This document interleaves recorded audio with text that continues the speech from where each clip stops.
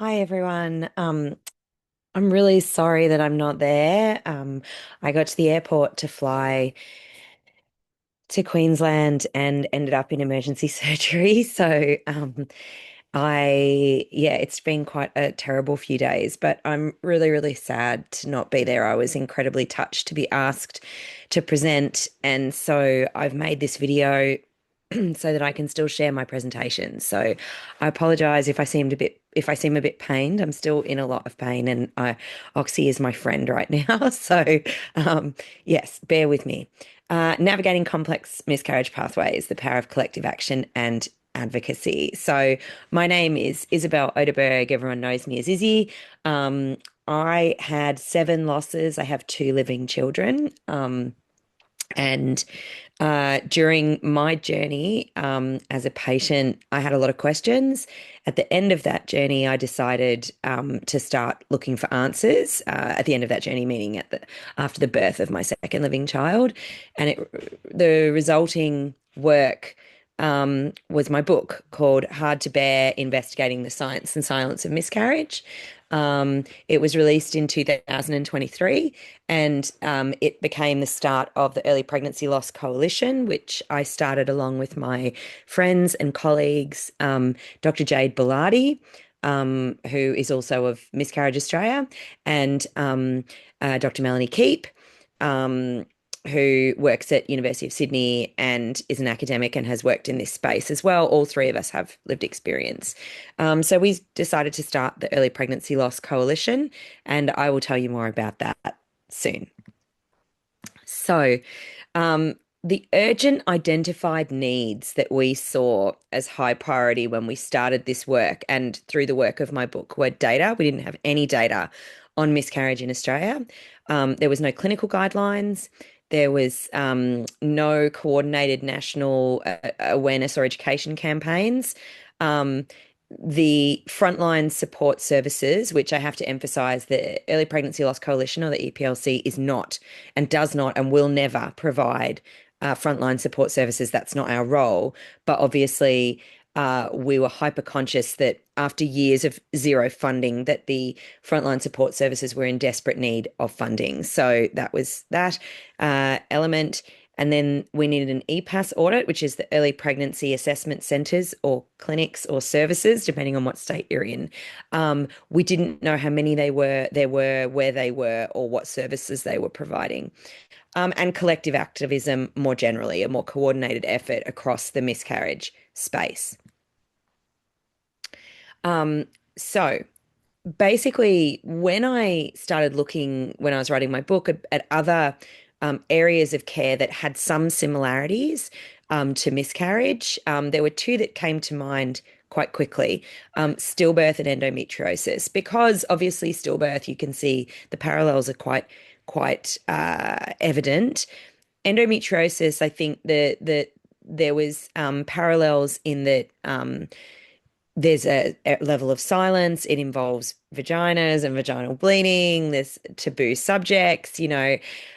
But both of these areas had really had significant improvements in awareness and care.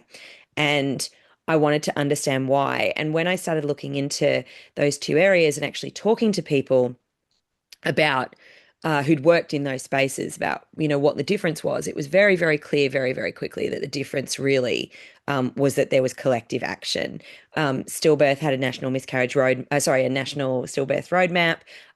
Endometriosis, there was a peak body that was set up. It eventually did split into two, but there was a peak body that was lobbying with government on behalf of the sector.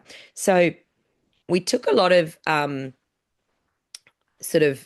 we use those two things as case studies really, to understand why and make that argument as well about why we needed a more collective vision and action in the miscarriage space. This is the second reason. So this was the first time that I tried to illustrate um, uh, miscarriage pathways. And as you can see, it looks like a bowl of spaghetti. You don't have to be able to read it. I mean, it's really just, I just wanted it to be an indicative um, sort of demonstration of, the challenge that we were facing. miscarriage has so many different touch points. You know, you can be on your own. Um, excuse me. You can be excuse me, under the care of a GP. You can be under the care of an emergency doctor, or in an ED. You can be under the care of an obstetrician and gynecologist. Obviously, these pathways change depending on whether you're a private or a public patient. Um, there are so many different, you can be in continuity of care with a midwife. I mean, there's so many different ways to be treated and be cared for, not only when you're pregnant, but when you're having a miscarriage. So this was the other big challenge was, the miscarriage pathways and the complicated nature of those things. This is a slightly more professional vision of that, which is all the different miscarriage pathways that are possible. But again, it really does demonstrate the complicated nature of the thing and how many different components are part of this machine. Um, and and and I think again makes the argument very clearly as to why we need a coordinated effort across the space to bring everyone into a sort of what do you want to call it, a yarning circle or a meeting point where we can all talk together about what's needed and prioritize those things. So this is how we started. We started with 12 members on launch. Um, I was able to bring these people together in part because I'd been speaking to so many people for my book, being a journalist and a writer. And so it was natural that I sort of brought those people together in the first instance. But now we're up to 23 members. I think we'll easily be at 30 members by the end of the year. We've got a sort of a list of people that are either currently being inducted, awaiting induction, or have made an application for membership. All members have to be cleared by the board of the EPLC, which is an independent board of management, chaired by Liz Chatham, who is just a phenomenal leader. She was one of the heads of Canberra Hospital, and is just has a experience both as a frontline service provider, but also as a nurse, but also as a hospital administrator. She's brilliant. The reason that members are approved by the board are just to ensure that they all meet certain criteria. But these are the newer members that have joined. You'll notice a lot of the medical colleges are included as well. But RANZCOG was the first medical college to see the vision and join. So why are they joining? Why are they queuing up to join? I'm no longer having to approach organisations and say, would you like to be a member of the EPLC? They're coming to us and asking us to join. You'll note last week, the first ever miscarriage data was released by the AHW. As a result, I can't help but smile, but as a result of the Sexual and Reproductive Health Framework that the EPLC guided the AHW on, I'm part of the National Miscarriage Expert Advisory Group, which is the national advisory body to government. And that was a pretty big deal. So they've released the first data as part of the data scoping study that they did, and have advised on how we can go forward with further expansion of that data set. The week before that, the government launched its first ever awareness and education campaign nationally called Miscarriage Matters, with input from the sector. Emergency funding was granted in 2024-25 budget to frontline support services. The EPAS audit is complete, and we're awaiting the results of that audit.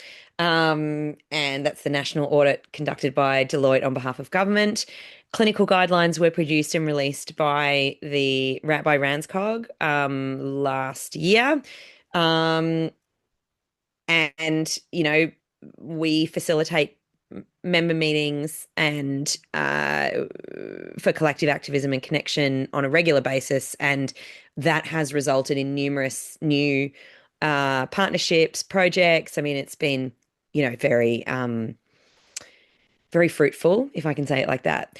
My book launched in 2023, and the EPLC was founded later that year. Our first budget submission was for the 2024-25 budget, and the package that was granted in that budget was the first ever dedicated budget for miscarriage. Sorry, first ever dedicated budget spend on miscarriage. So that is not connected to any other thing, any other cause, any other issue such as stillbirth. It was purely for miscarriage, and it funded the data, the scoping study, the awareness and education campaign, the EPAS audit, and the emergency funding.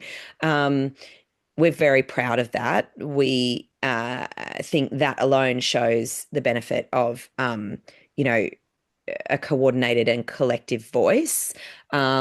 We also launched the roadmap for the EPLC, which you can get from our booth.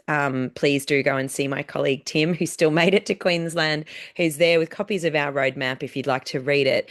But at the launch of that roadmap, which was attended by most of our members in Melbourne and the Minister, Rebecca White, Rebecca made it very clear that this is the way the government wants to work, with collective representation, such as the EPLC. And we continue to work with government. I work with both Rebecca and with Mark Butler regularly to ensure that that the sector is speaking to government and telling government what we need.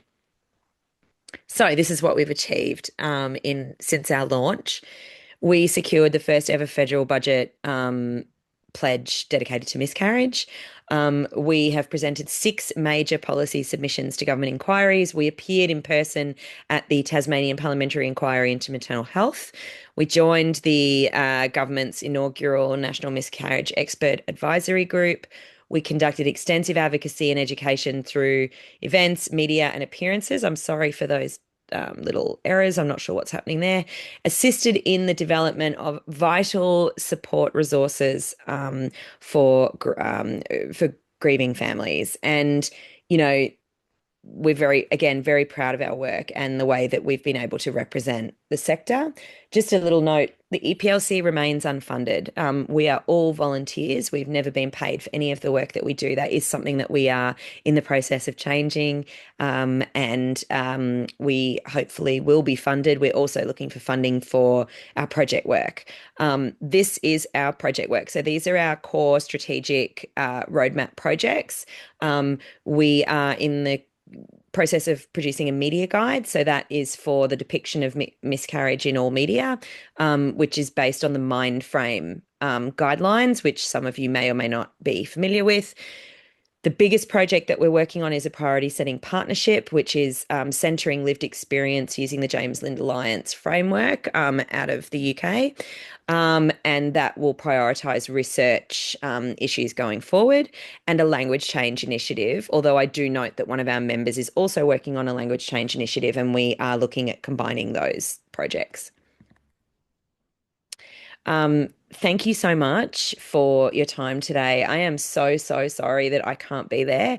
I'm pretty sure there's an Oxy with my name on it waiting for me, having sat up right for this long.